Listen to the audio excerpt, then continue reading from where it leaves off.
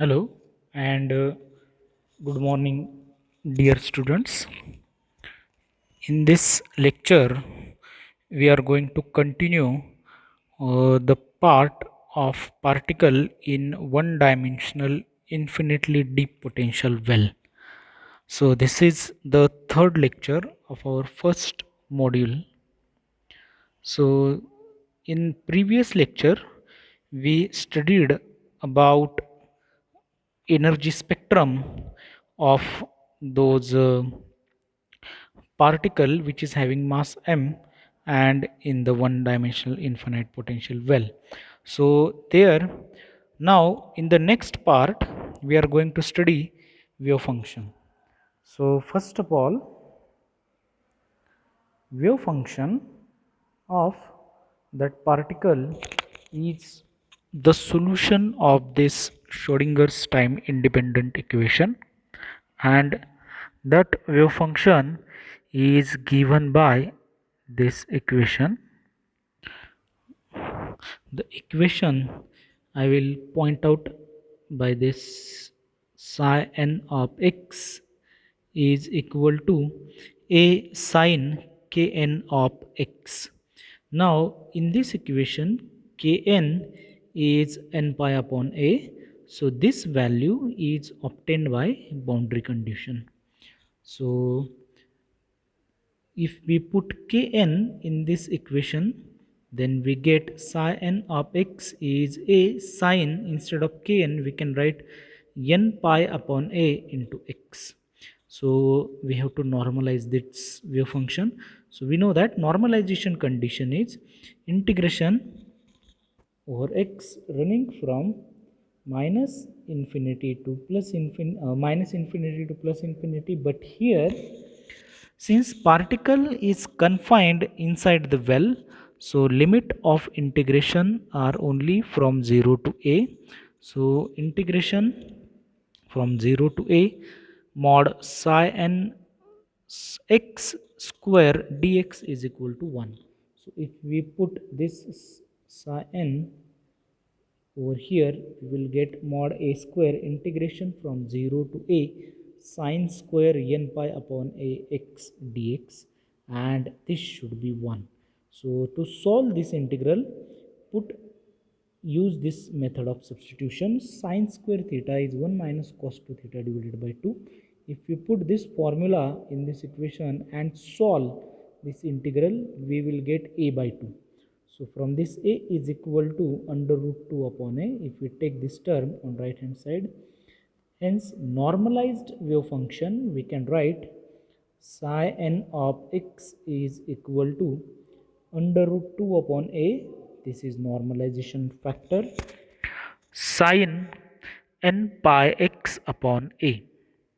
So if we plot few wave functions for ground state, first excited state and third excited state, we will obtain graph like this. So on x-axis there is x, and on y-axis there is a psi of x, psi n of x. So for n is equal to 1, our equation is root 2 upon a sine pi x upon a. So this is the graph, okay, for ground state wave function. For first excited state, we have to put n equal to 2. So for n equal to 2, our equation is root 2 upon a sine 2 pi x upon a. So remember, for n is equal to 1, there are two nodes. Nodes means where this psi n of x becomes 0. So first node is at x is equal to 0 and second at x is equal to a. But for n equal to 2, there are three nodes. First one is over here, second one is over here, and third one is over here. Similarly, for n equal to 3, there are four nodes. This is the wave function for n is equal to 3. See, so 1, 2, 3 and 4. So in general we can say for n state there are n plus 1 nodes. Here n plus 1 must be there, okay. n minus 1 nodes are in between 0 to a and n plus nodes including 0 and a. So now with n is equal to 1 means ground state energy is h cross square pi square divided by twice m a square. Here n is equal to 1, so square of 1 is 1. So this energy is known as 0 point energy. And in general, for nth state, energy is given as En is equal to n square into E1. So E1 is the 0 point energy. So you must have studied definition of 0 point energy. What is the definition? Remember, in classical mechanics, minimum possible energy for the particle is 0. But in quantum mechanics, here minimum possible energy for the particle is not 0. So that energy is h cross square pi square divided by twice ma square. So that's why this is known as 0 point energy. Now wave functions corresponding to different energy levels are orthogonal. So this is the very important property that you I mentioned over here. What is orthogonality of wave function? Suppose you take integral over whole space. Here whole space is 0 to a psi m star x and psi n x dx. So that is Dirac delta mn. So here, sorry, instead of Dirac delta, this is Kronecker delta function. Means this delta mn has value is equal to 1 for m is equal to n, and value is equal to 0 for m is not equal to n. So it means the two wave functions psi m star x and psi n x. So these are the wave function corresponding to mth and nth state. Psi m is the wave function for mth state and psi n is the wave function for nth state. Now most general solution of this equation. Now remember, this equation is the, if you take linear combination of all the solutions, because here in this equation we can vary this n. So if we vary this n, then then we have infinitely large number of solutions. So linear combination of all those solution is also a solution. That's why here in this equation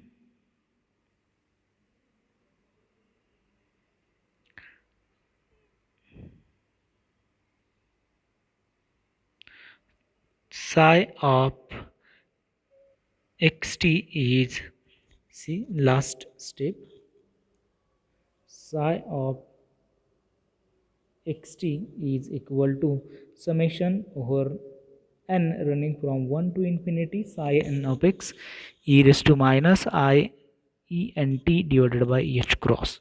So here instead of psi n we have taken linear combination of all the wave functions, and this is the time part. So we know that potential is time independent. That's why this time part will remain as it is. Now next point we are going to study is symmetric potential well. So before we have studied a symmetric potential well. So if definition is slightly modified, so if potential is translated to the left by a distance of a by 2 in above problem. So above problem is particle in asymmetric potential well. Here we have, if we translate this particle, then potential energy v of x is infinity, okay, for the region x is less than minus a by 2 and x is greater than a by 2, and it is 0 for minus a by 2 to a. See in this diagram. So these 2 points are minus a by 2 and plus a by 2. Before this there is 0 to a. Okay, so there is a potential V is equal to 0, otherwise that potential is infinity. So in this case, firstly, energy spectrum remains unaffected. So this is the very important part. Compared to previous problem, energy spectrum remains unaffected. Means energy spectrum is same as above case. Means En is n square into E1. Okay, where E1 is the ground state, which is given as n square pi square divided into h cross square by twice EMS square. So same energy is for this case. Why? Because Hamiltonian is invariant under translation. So under special translation, that is, so here Hamiltonian and commutator bracket of translation vector r is 0. So HP is equal to 0. So due to this, okay, due to this we can say energy remains same. Now wave function. So wave function have the property that for symmetric potentials, suppose V of minus x is equal to Vx, then wave function of bound state must be either even or odd. Then in that case wave function must be even or odd. Now compared to previous problem, if we replace x by x minus a by 2, why? Because see, this well is shifted towards left. Okay, this well is shifted towards left by the distance a by 2. So all the x coordinate of that particle which is inside this well is now shifted by x minus a by 2. So x is the previous coordinate and a by 2 is the this translation. Okay, special translation. Then solution is now psi n of x is equal to root 2 upon a sine n pi x upon a. Now if we replace x by x minus a by 2, then that solution becomes x minus again minus a by 2. So that will become x plus a by 2. So this is the part that will get modified. If you solve this, okay, so here root 2 upon a sine n pi x upon a, if you multiply this with, then we will get n pi divided by 2. So n pi divided by 2 is the factor sine of n pi divided by 2. So using formula, this for odd number n, when n is odd number, then this equation is modified as cos of n pi x upon a for x is equal to 1 to, okay, 1 3 5 etc. Now all these wave functions have symmetric properties. How? Because if you replace x by minus x in this equation, then cos of minus theta is again cos theta. That's why this psi n of x have that property which is symmetric. Now for the second part, if we put n of having value e1, that is 2 4 6 8 etc., then our equation, this equation is modified as this root 2 upon a sine n pi x upon a. Now this is anti-symmetric wave function. Why? Because sine of minus x is minus sine x, so sine is get changed.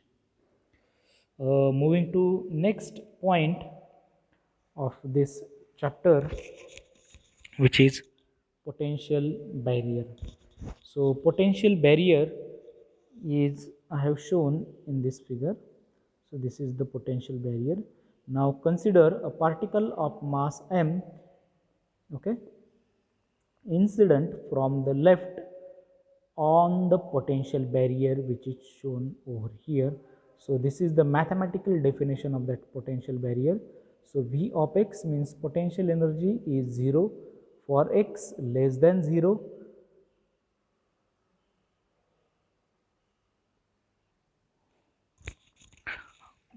uh, v of x is equal to now 0 for the region this. So here you can see here v of x is 0 between 0 to a. This is having height v0, so this distance is v0, and beyond a, when x is greater than a, this is again 0. So for the case 1, now here two cases arises. Suppose energy of that particle is greater than height of potential barrier. So E is greater than V0. Now, according to classical mechanics, what happens? So classically, the particle approaching barrier from left at a constant momentum.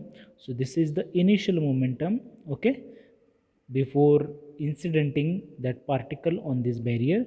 So that momentum is, since the particle is having only kinetic energy, so we know that p1 is under root twice me, okay, where a is p1 square divided by twice m, that is the kinetic energy. Second, inside the region, means when x is lies between 0 and a, that particle will slow down, and that particle is having momentum p2 is under root twice m e minus v0. So since e is greater than v0, e minus v0 is the positive number, and after x is equal to a, means in this region the particle will accelerate with momentum p3, which is under root twice me, and particle have enough energy to cross the barrier. So since according to classical mechanics the particle is does not reflected back, okay, so no single particle is reflected, all the particles emerges on the right side at x is equal to a. So there is total transmission. Now according to quantum mechanics, so for quantum mechanical treatment, you know that we have to solve Schrodinger's time independent equation in the three regions. So what are those regions? So I will point out those regions. So this is first region, this is second region, and this is third region. So the wave function, we have to write Schrodinger equation for these three regions, first, second, and third. All those three regions. This is first region, this is second, and this is third. So if we write Schrodinger equation for all those three regions in one dimension and get solution. So solution is psi of x is equal to psi 1. So psi 1 is the solution in the region 1. So psi 1 is given by this: a e raised to I k1x plus b e raised to minus I k1x. Here for x less than equal to 0. In second region, solution is psi 2 of x is c e raised to I k2x plus d e raised to minus I k2x for x in between 0 and a, and psi 3, which is the wave function in region 3, is equal to e raised to I k1x. So all those equations having factor k1 and k2. So k1 and k2 given by last equation in this slide. So k1 is under root twice me upon h cross square. K2 is square root of twice m e minus v0 divided by h cross square. To find out these factors b, c, d, and e, so those are the normalization factors in terms of a, because we have to find out reflection and transmission probability. So for that we have to use boundary conditions on psi and d psi by dx. So boundary condition is that psi and its derivative, means wave function, and its first order derivative must be continuous, finite, and single valued. So we are using this condition, that is psi and d psi by dx at x is equal to 0 and x is equal to a, means we are here and here of this barrier. So this wave functions must be equal. So I have plotted here those wave functions. Okay, in this graph, here this term a e raised to I k1x is the solution of psi 1 and b by adding these two equations. So this term represents wave traveling in positive x direction. That's why this is a e raised to plus I k1x, and this term is represent wave which is traveling negative x direction, which is b e raised to minus I k1x. So here this is incident wave, okay, and this is reflected wave. Similarly, in region 0 and a, c e raised to I k2x, this represents wave which is traveling in positive x direction, and d e raised to minus I k2x is represent wave is traveling in negative x direction. E raised to I k1x is the wave which is coming out of this barrier. That's why this is transmitted wave. This is incident wave and this is reflected wave. So using boundary condition, okay, that I have mentioned over here, wave function at x is equal to 0 means here psi 1 is the solution in this region is equal to psi 2, which is at this region wave function, and its derivative again at x is equal to 0, and psi 2 means solution of wave function in this region at this boundary x is equal to a is equal to psi 3 at x is equal to a, and its derivative. So derivative is d psi 2 by dx at x is equal to a is equal to d psi 3 by dx at x is equal to a. So using all these equations, okay, these four equations, we will get, when we put x is equal to 0 in our these equations, psi 1, psi 2 and psi 3, in these equations psi 1, psi 2 and psi 3, we will get a plus b is equal to c plus d, a plus b is equal to c plus d, and its derivative is I k1 at x equal to 0, a minus b is equal to I k2 c minus d. The next equation is c e raised to I k2 a plus d e raised to minus I k2 a is equal to e raised to I k2 a, and last equation from this we will get I k2 c e raised to I k2 plus d e raised to minus I k2 a, and that is equal to what? E. So that is equal to I e1 e raised to I k2 a. So if we solve all those equations, okay, these four equations, we will get e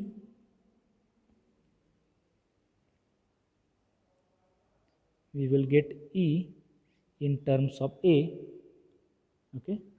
So first of all, our equation is this. So e in terms of a, e is equal to all this very big factor is there. So for k1 k2 a e raised to minus I k1 a in bracket k1 plus k2 square e raised to minus I k2 a minus k1 k2 square e raised to I k2 a its inverse. So all these obtained by solving these equations. So if we simplify this equation by writing this term, okay, and this term as e raised to I theta is equal to cos theta plus I sin theta, and e raised to minus I theta is cos theta minus I sin theta. So e raised to minus I k2a can be written as sin cos k2a minus I sin k2a. If we simplify this, we will get this equation. So e in terms of a.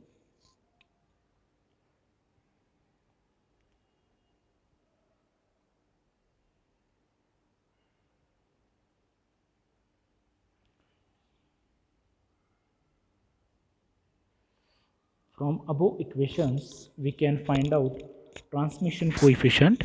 So remember, transmission coefficient in quantum mechanics is given as probability current density of transmitted wave to the probability current density of incident wave. So that is J transmitted divided by J incident.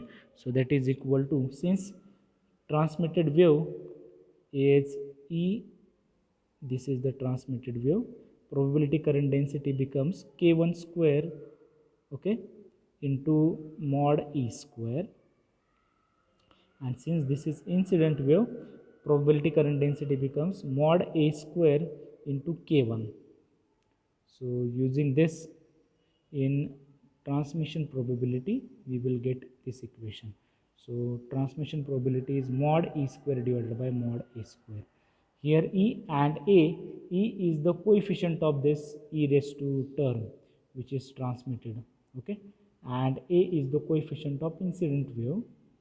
Now if we put this in above equation, E and A from previous equation, this equation, last one, using this equation, we will get transmission T as 1 plus 1 by 4 k1 square minus k2 square divided by k1 k2 its square sine square k2a its inverse, and that is equal to, by modifying this equation by writing k1 as twice m upon h cross square, okay, and k2 as twice m upon h cross square e minus v0, we will get this equation.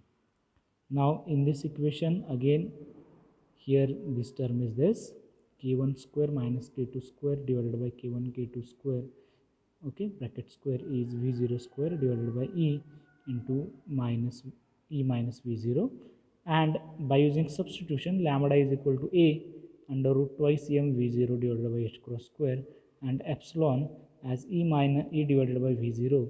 Then transmission probability T is, if we substitute this lambda and epsilon in this equation, we will get T as this equation, which is in bracket 1 plus 1 divided by 4 epsilon, epsilon minus 1 sine square lambda into epsilon minus 1 its inverse. So we know that reflection probability and transmission probability must be equal to 1. Then by putting T, reflection probability is 1 minus T. So we will get this is this equation. So if we plot transmission probability with epsilon, we will get graph like this. This graph is similar as interference phenomena. So transmission is equal to 1 for this condition, okay, T is equal to 1 for when this condition is satisfied, that is En is equal to En divided by V0, and En is equal to V0 plus En square pi square h cross square by twice m square. Now second case, when energy is less than height of this potential barrier, so there we get tunneling. So according to classical mechanics, there is total reflection, and quantum mechanically wave function is 0 beyond, since transmission probability is 0, okay. Now the Schrodinger equation in 3 regions, now all these obtained like previous section, psi1 remain as it is, but psi2 in region 2 solution is modified, that is c e raised to I k2x plus d e raised to minus k2x. Here instead of I, that factor is gone, okay, and psi3 is this. So all these solutions are for the 3 different regions. So in above equation we have substituted k1 square as twice m e divided by h cross square, and k2 square as twice m divided by h cross square v0 minus e. So the probability behavior means mod psi square is shown in next figure, okay, for 3 different regions. So here see, now this energy dotted line I have plotted below height of this potential barrier. So E is less than V0. On y-axis we have V of x, on x-axis is x. So between 0 to a, solution is combination of this. So this is not oscillatory, but here this is reflected wave, incident wave, and this represents transmitted wave. So if we plot mod psi square here, you can say oscillatory nature, but here it is decaying gradually in this region and in this region also. The reflection and transmission coefficients are, first of all, R is probability current density of reflected wave to probability current density of incident wave. Similarly, transmission probability current density of transmitted to probability current density of incident. So here, to get these two equations, we have to find out B and E in terms of A. So by using continuity of wave function for finding this, at x is equal to 0 and x is equal to a, we get these four equations. So in this equation, if you put x is equal to 0, okay, in the solution, see here a plus b, if you put x is equal to 0, e raised to 0, e raised to 0. Similarly here, if you put x is equal to 0, this is equal to 0, this term becomes 0. So a plus b is equal to c plus d. So this is the equation. Now differentiation is I k1 a this term and minus I k1 this term. So differentiating this, you will get I k1 a minus b is equal to k2 c minus d. Similarly, if we put x is equal to a, we will get this equation at this boundary, okay, this boundary, not this, at x is equal to a. So here solution is psi 2 and here solution is psi 3. So with this we stop our lecture over here, okay. Remaining part we will see in next lecture. Thank you.